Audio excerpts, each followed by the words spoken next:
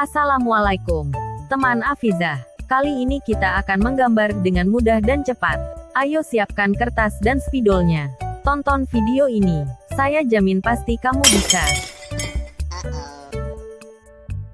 Pertama, buat pola oval. Buat garis pendek dan garis lengkung dengan ujung runcing. Buat 2 garis vertikal. Hubungkan dengan garis lengkung. Beri garis diagonal di bagian dalamnya. Buat garis lengkung oval. Buat garis lengkung.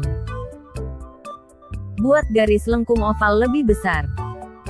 Buat garis lengkung di bawahnya. Buat garis bergelombang di bagian tengah. Buat garis lengkung oval besar lagi. Kemudian beri garis lengkung di bawahnya. Beri garis bergelombang di bagian tengah. Terakhir beri 4 pola hati di sekitar kue ulang tahun. Gambar sudah jadi. Saatnya mewarnai.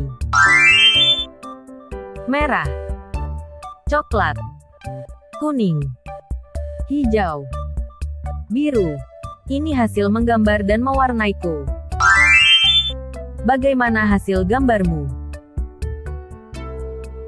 Buat pecinta channel Afizah DIY, jangan lupa like, share dan subscribe channel Afizah DIY. Sampai jumpa di video lainnya. Bye-bye.